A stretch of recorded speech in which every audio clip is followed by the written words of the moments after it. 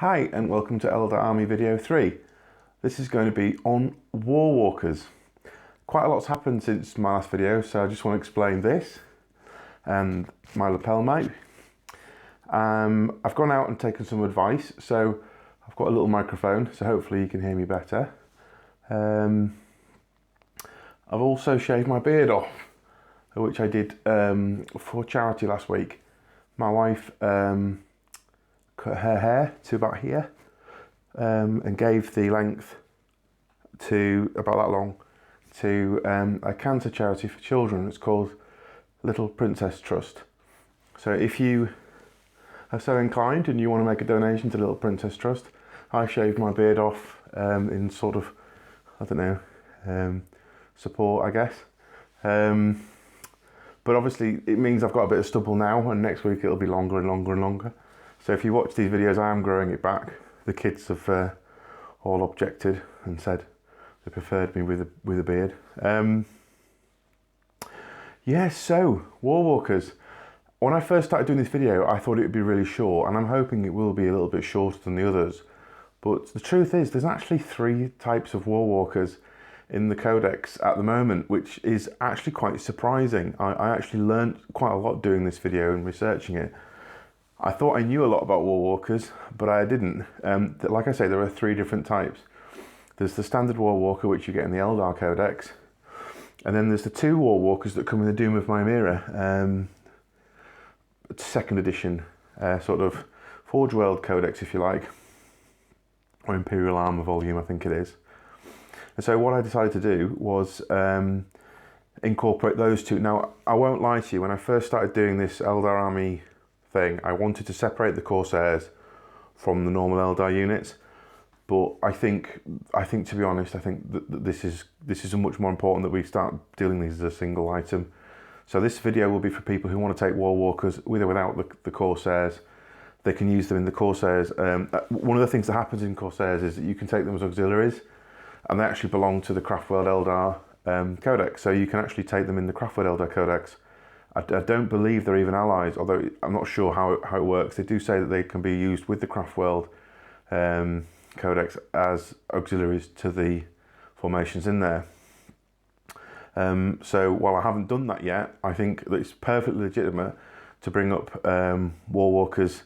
They even have their own formation, but they're very narrow. There's a very narrow criteria to that, and I don't really see the formation being really very good. Anyway, the first part of the video, as always, is the history of the model. Well, welcome to the history of the model. When I first started 40k, I was a little lad of 14, and I bought this guy here. This was bought in 1980. I think this is dating back to 1987, and I was probably about 14 or 15 when I picked him up, so it was about 2 years after he came out. One of the things that's interesting is he has a scatter laser and he has a las cannon. This model is very old, it's incredibly fragile. I had to rebuild it and it took me about 2 hours to get it to stand up. So I'm going to be very careful with it. But this is the original paint job that I did when I was a little kid. It's straight out of the box. I had to dig it out. I didn't think I had all the bits, but I did. Apart from the veins at the back, which I don't think matters. And I'm quite proud of the fact that this is actually mine. This is not on eBay or anything. This is actually mine, and I actually have kept it all that time. So it's 25 years old, which is, you know, it's not an insignificant amount of time, nearly 30 years old. And I had to pin it to get it to work. So I was drilling out the metal thinking, wow, this is like 25-year-old metal. I'm drilling it out to pin it. But like I say, the interesting thing is it came with a las cannon and a scatter laser that looks quite different. You know, you can take a look at that and see make of what you want. Now, you might have seen these before because they kind of came out twice, and I'm going to go through that in a second. But this is actually the original, and the difference is the character in the front. He has mesh armor, okay, and you'll see. I've got one here, but I won't bring him up just yet. That they look more like a normal Guardian. These guys look more like the old Eldar pirate kind of models from Rogue Trader era. This came out in Rogue Trader, so this was quite a long time before 2nd edition, and it was a major source of firepower for Eldar. They had very few options until these guys came along, and it's made ingeniously from the parts of other models. What I mean by that is that the helm, I'm not going to show too much about this, but the body piece is actually the Wraith, the old Wraith Lord. And I'm going to just bring it to the camera here. So the main piece here, that's the hips of a Wraith Lord, and it's upside down. So if it was a Wraith Lord, it would be orientated like that. I don't know if you can see. So that would be under the chin. And there's a headpiece for the Wraith Lord that looked like this, like a helmet going down. And then you can see there the sort of, I'm not going to say it's a groin, but you know what I mean, this area here. Where the legs would be is now where the guns are, and where the arms would be is now where the legs are. So in order to release this model, all Citadel had to do was they already had these two side pieces here of support weapons. So they literally took a new body and two new legs to an existing structure, and I think that's quite clever, because this is actually in constituent parts. This is incredibly fragile because it's 2 legs, 2 bits of the body, and 4, so 8 pieces of lead or white metal in this model, and all very, very, very fragile. And yeah, I ended up araldite-ing it when I was a kid to hold it together, because I didn't have a pin drill like I do now. It didn't work. It didn't hold together. And also, as you can see, they've got a square base, which is a bit unusual by today's standards, but back then was fairly standard. So this came out in 1987, and then followed. I'll leave him on actually, the hero shot. By these chaps, which are almost identical at first glance. I've slightly modded the scatter laser and shuriken cannon to today's setup. This came out in about 2002 with the advent of 2nd edition, and the main difference is this scatter laser actually came out looking like this. This is an original scatter laser from 2002, and they changed the design. So here's a scatter laser here, and it's gone to this design here. This isn't the scatter laser that you recognise now. This latter design, I'm not sure exactly when it got swapped out, but when I built these, I just used plastic. These are actually plastic scatter laser, plastic shuriken cannon, and I don't think they even came with shuriken cannon back then. But I don't think they did. So this scatter laser is quite a rare item now, but it's the second model. So this is the first model of the scatter laser, and this is the second model of the scatter laser, and this is the third one here for you to see. I've actually got a few of these models. When I first took a second level interest in 40k, I decided to collect these. So there was only about 5 years separating these models, and they do share a lot of significant similarities. I mean, they're almost identical, except the character driving them's a bit better posed, and really they're the same. And there's no real difference. One of the subtleties is the guns are actually I've put them orientated flat, but originally they'd be orientated sort of side on. But there's very little difference other than the character here, the driver. And then a long time happened. So it was 2005.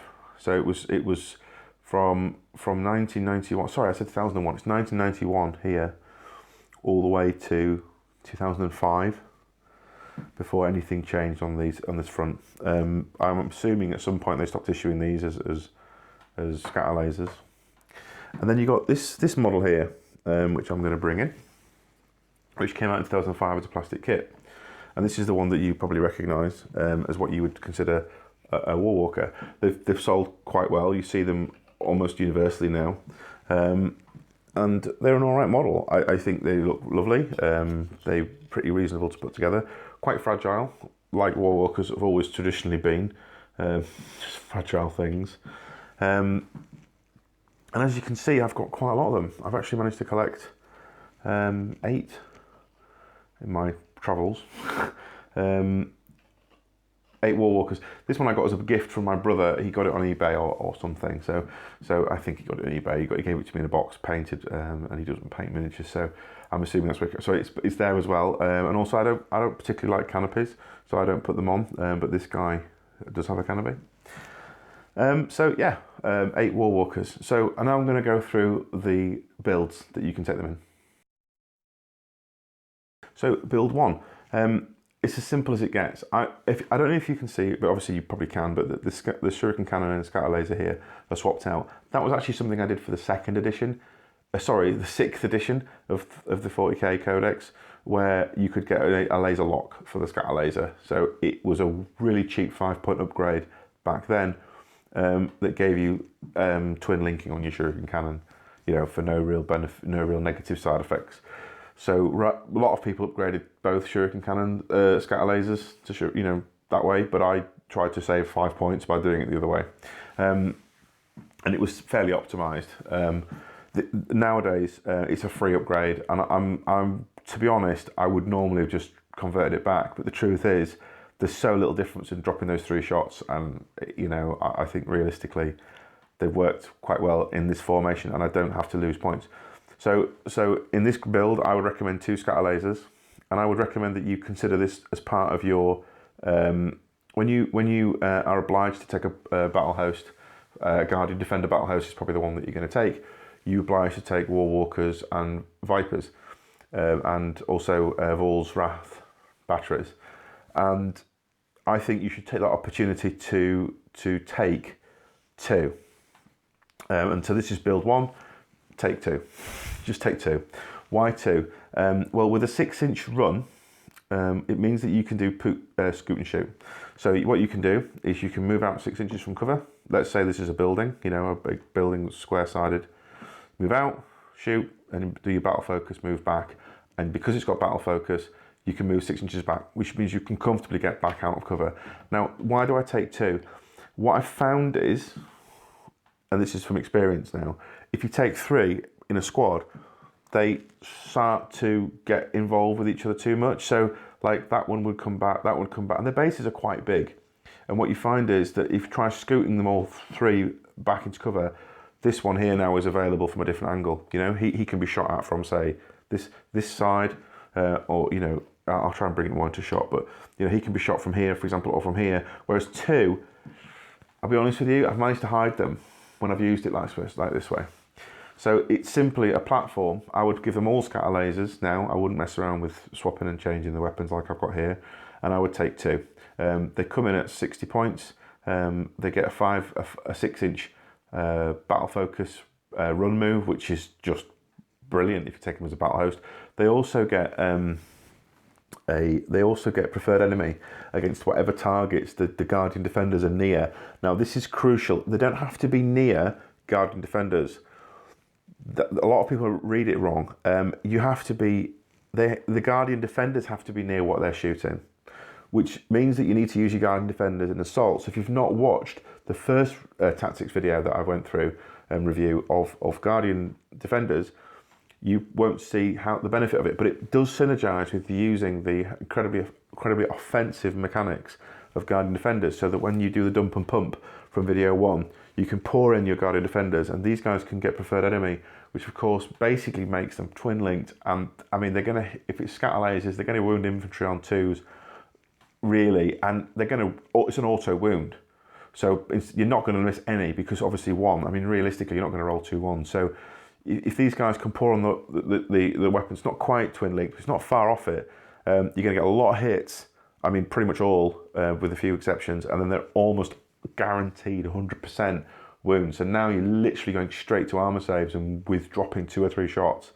They do come with scout. I'm not a big fan of it. I think that they need to stay as far away as possible from danger. They do have a power field, and we'll go into that. I think that's quite good, and it does make them slightly better than Vipers, and they don't have to jink. But one of the things I would say about War Walkers that people kind of get wrong, I think they underestimate what they are. And this is a general comment. People tend to think of War Walkers as AV-10 disasters, open-topped AV-10, a joke. But I want people to stop thinking like that about them, and Eldar players need to start thinking of them more as toughness 6. Now, I know they're vehicles, but if you said they're toughness 6 with 2 wounds, or if you think like that, start imagining how good they are. They can shoot, they can move after they shoot, they can carry 2 heavy weapons, and they are toughness 6, 2 wound creatures. Now, they're not, because of all the other stuff to do. Now, you can say, how can you justify that? And the truth is, what you do is you've got to factor in the power field save, and you've got to say, well, okay, realistically, open top means kaboom on a 6.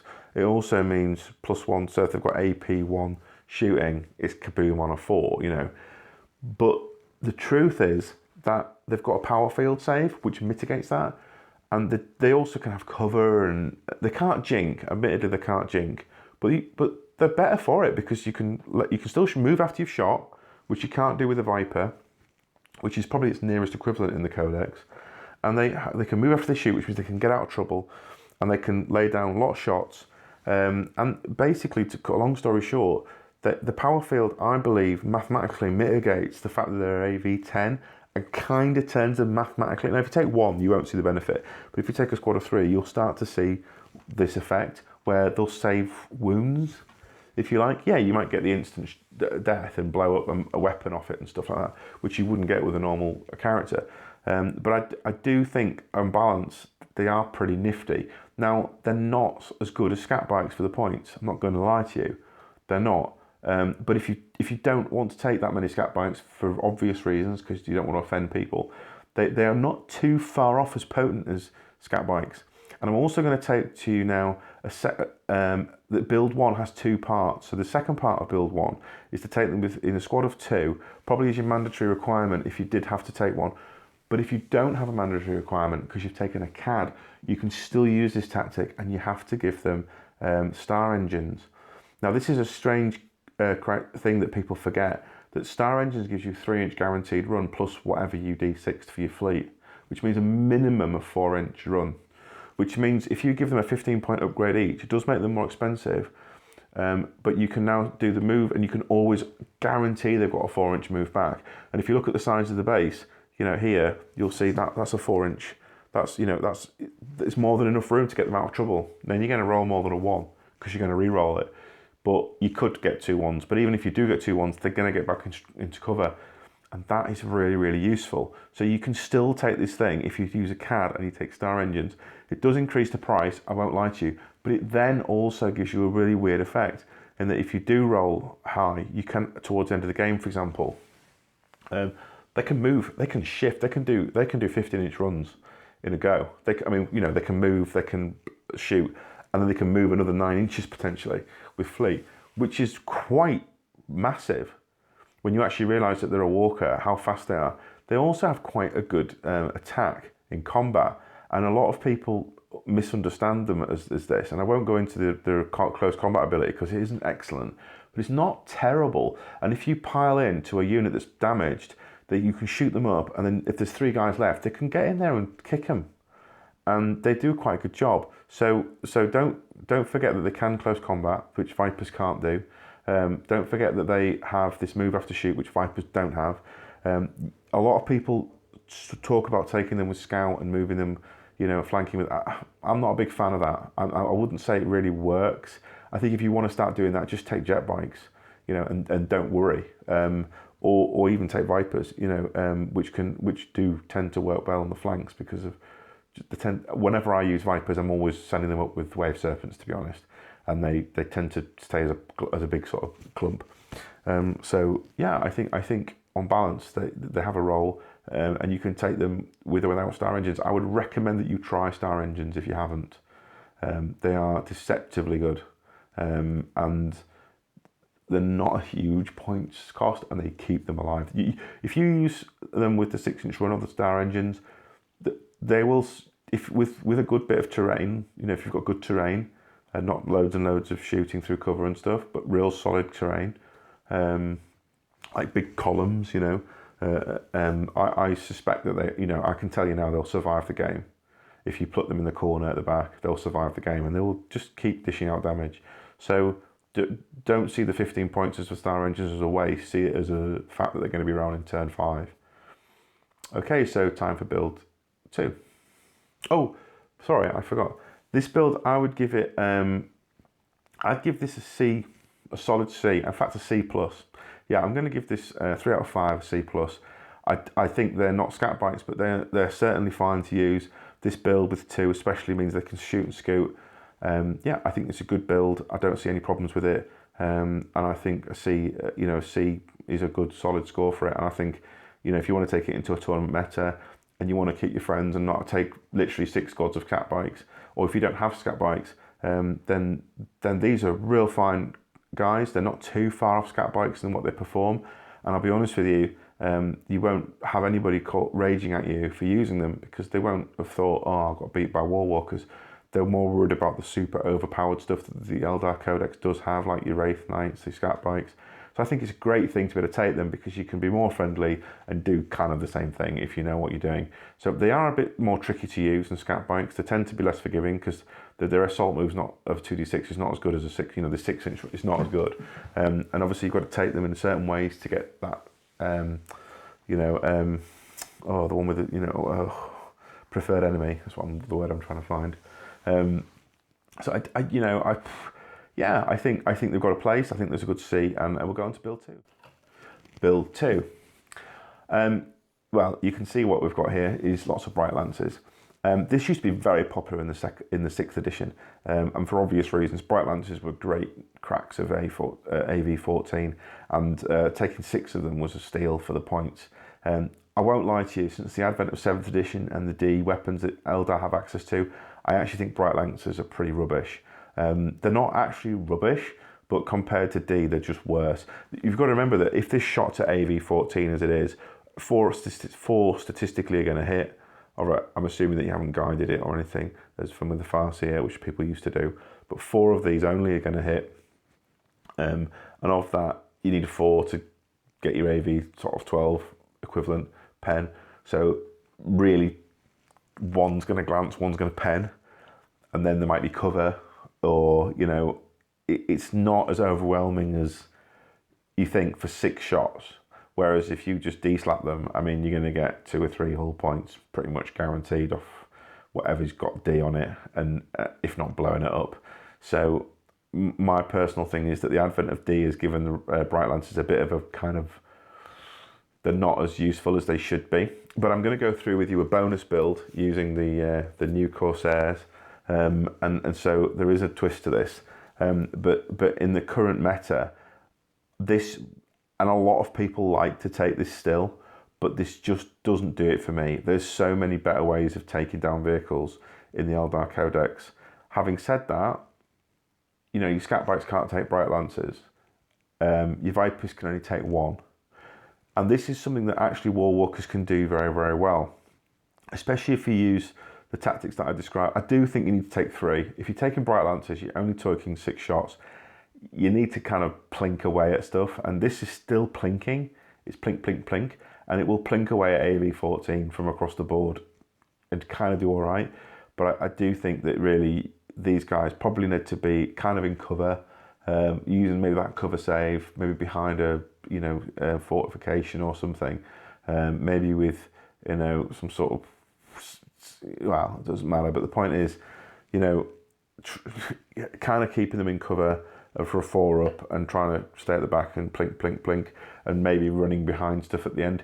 You can try the tactic of shoot and scoot with a group of 2, but I just think 4 shots of Bright Lancers is just not very good, because they are actually an upgrade. You don't get them for free. So while this was an absolutely brilliant way of taking War Walkers in 6th, it was a great way of getting lots and lots of concentrated firepower. It's just not as good as that's a Hornet. 2 of these is a Hornet, really. Again, unless it's AV14, but then you've got D, haven't you, in your army list, or you should have. And so, this is a Crimson Hunter. That's a Crimson Hunter. And suddenly you start thinking, actually, it's not. I'd rather have a Crimson Hunter, or I'd rather have a Hornet, because I can take more of them for the point. So I'm not saying that they don't have a role, but I think they are a D. They are a D in the Codex at the moment. Having said that, I've got this build on the table, and I do use it, but I don't expect great things of it. And they don't tend to survive as well, because people don't. They know what Bright Lances are, and they want to take it. They think they see 6 las cannons and they shoot it, because they know what Bright Lances are. Whereas the other types of ways of taking War Walkers are a little bit less aggressive. People think, I can probably weather that a little bit, and they're actually pretty nasty with scatter lasers. So I think taking it with Bright Lances is a D. It's like a 1.5, or maybe out of 5. It's not the best way of taking it.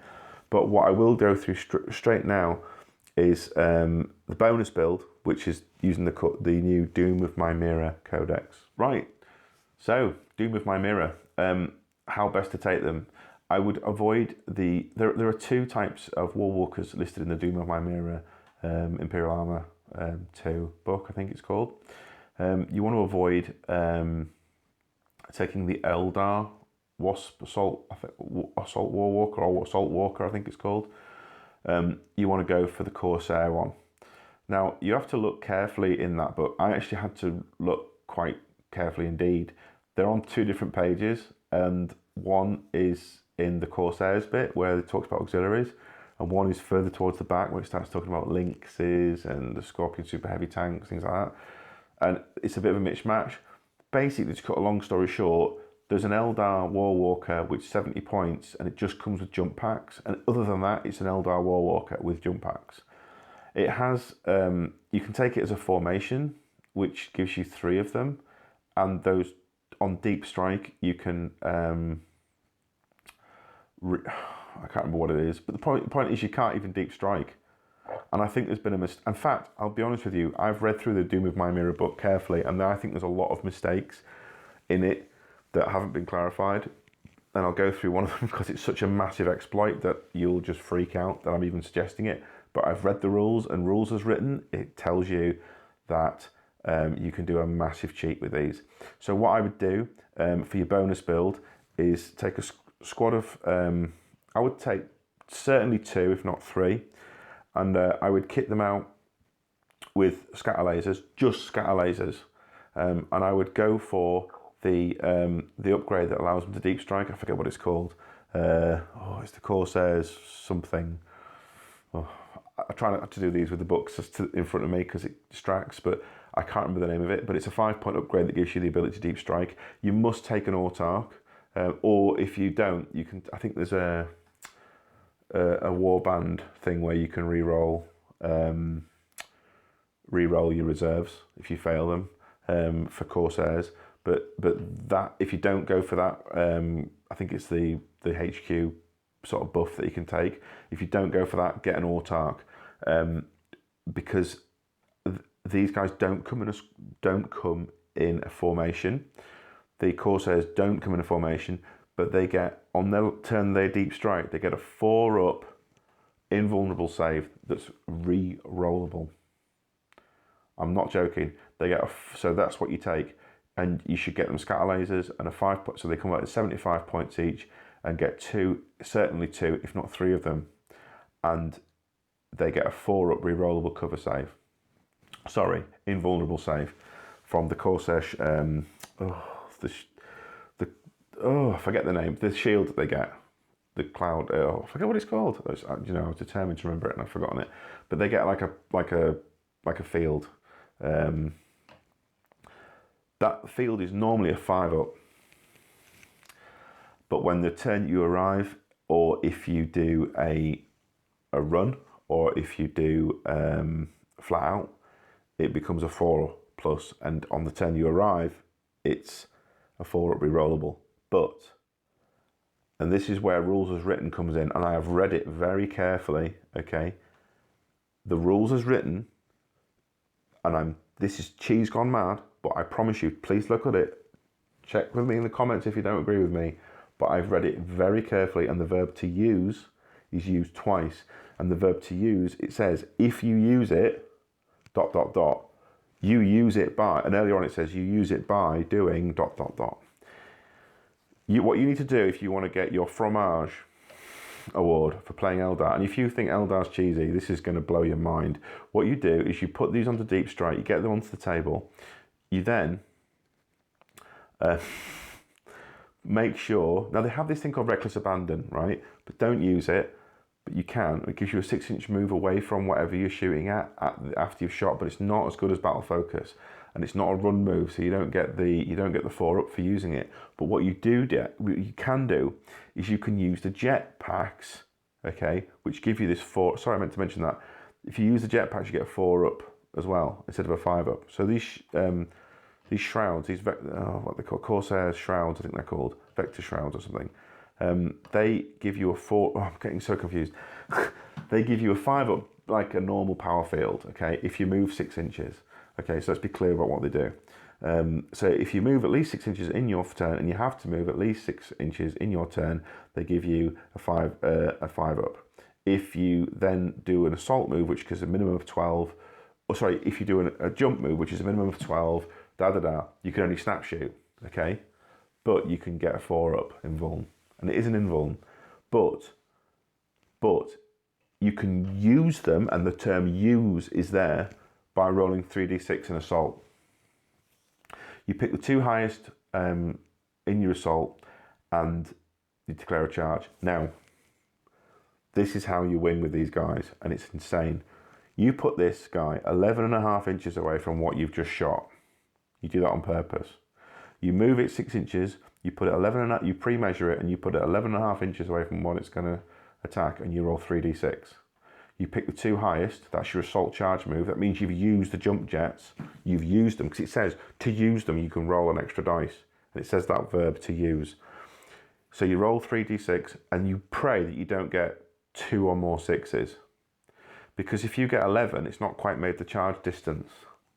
If it hasn't made the charge distance, it doesn't move, but it has used the jump jets. This is really, really freaky, which means the next turn, even though you've done a normal move, you will get, and I'm telling you, you will argue with me, but I promise you, just read it. It's horrible, horribly worded. I don't think this is what they intended, but this is what it reads like. You get a 4 up rerollable in the next turn in Vuln. And you don't have to worry about being, which is insane. So you get 2 of the Wasp Corsair Warwalkers stacked out with scatter lasers. You deep strike them with your autark or with your reroll, and your deep strike buff that your Warlord gives you, and you basically move them 6 inches, then put them 11.5 inches away from something that you just shot, declare a charge, fail the charge, but you've still used the jetpacks in assault, and then you shoot, and you've got a 4 rerollable, and you're shooting at full BS4 all day long. It's horrendous, but I've looked at the rules, and I'm telling you, if you read it, it says you may use it by rolling an extra d6, and it uses the verb use twice. It doesn't say you have to complete the charge. It just says you have to use it by trying to roll the charge at 3d6. And like I said, I don't bring the books out with me because it helps. It's a bit distracting for me doing the video, but if you've got the codex, take all the Imperial Armour volume, please take a look. Yeah, okay, so now for the conclusion. Well, yeah, Warwalkers. If you've got them, you want to use them, this has hopefully helped you. I do think Warwalkers have a place in 40k. I think that the new Doom of Mimera Codex has given you a lot of good stuff. I didn't talk about it, but in fact, with the Doom of Mimera stuff, these guys can now take all the Dark Lance stuff. They can take Dark Lances. They can take Splinter Cannons. Now, I don't think Splinter Cannons are that good for them, but potentially they might be. You know, if you're facing Nurgle or something with high toughness or lots of bikes, you might go, okay, I want poison. Quite honestly, I don't think you need it with a strength 6 shot, but still, I think scatter lasers are better. But you know, you might think, oh, I'm going to face a load of bikers. I want to take, you know, so they're good because they can take extra weird weapons that normal Eldar Codex stuff can't take. From what I can tell, the auxiliaries are made out in such a way that they do conform to the Eldar craft, the Warhost. So you can just take them with the Craft World Codex. It even says you can take these auxiliaries alongside your formation. So I think if you take a Wasp, you pay a little bit more for it, but you get this kinetic shroud. That's what it's called, and you'd remember it. And this kinetic shroud shield that it has is, you know, a brilliant kind of tool. It's much better than a power field, especially if they're deep strike. So I think, on balance, I think you need to take scatter lasers on these guys and forget the rest. They do have other roles. There are people who say that actually star cannons across the board are really good, and it's not that they are really good, but that actually the AP2 helps with popping vehicles if you do try to scout them. Now, I refrain from putting that in my build, but you can take that. So you could say, well, okay, I'll take 12 star cannon shots because the AP2 will help me if I'm shooting the side and rear armour of rhinos or whatever in the back line, because I've used Scout. Now, I contemplated putting that into the builds, but I just don't think it's very, you know, I don't think it's really awesome. But there are people who swear by it and say, if you try it, you'll be surprised. And I have to say, it sounds reasonable. So you might go Star Cannon, you might go...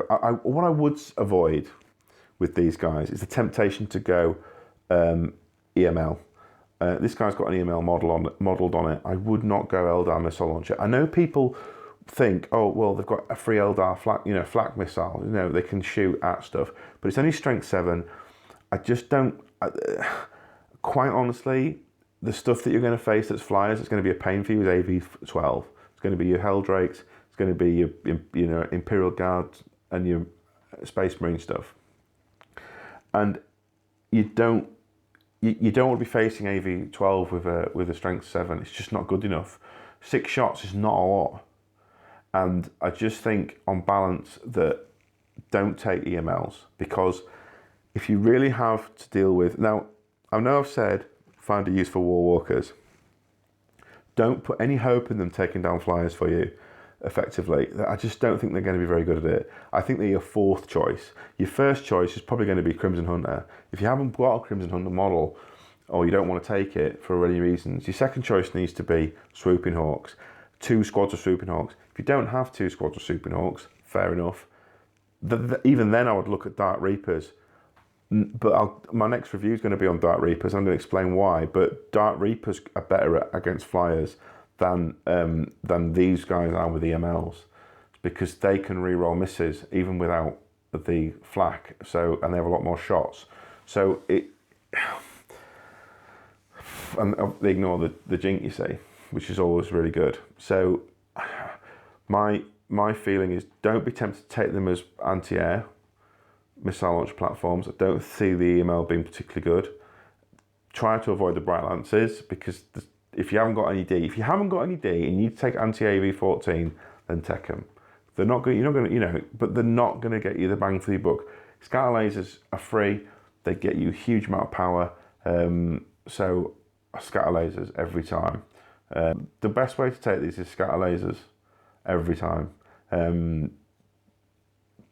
Maybe, you know, Bright Lancers at a push. Maybe Star Cannons if you're going to go and flank and try and hit the side armors and stuff, because you want to, you know, let's say you've got Basilisks and you're going against IG and you know he takes like 3 Basilisks. You know, you might really like the fact that they can pop the open top on a 5 or a 6 and blow it up. And obviously you're shooting 3, aren't you? If you're shooting, say, a squadron. So I think actually they could be pretty good depending on what you're facing. So Star Cannon is probably the next best one if you do sort of flank with them. So yeah, that's the review. Overall, I think they're great. Please give us a like down below or a subscribe, and we'll do next videos. The next video, like I say, is going to be Dark Reapers. If you've got any requests for what video you'd like me to do, I do take them in the order that I hear them. So the first person to speak up gets them. So actually all the reviews I've done, apart from the first one, people have asked for and I've done them. So Guardians was my first one, but somebody asked for Dire Avengers, we got that. Then somebody's asked for War Walkers, I've done that. And next up we're doing Dark Reapers. So if you've got any more requests, let me know and I'll put them in. Okay, thanks very much.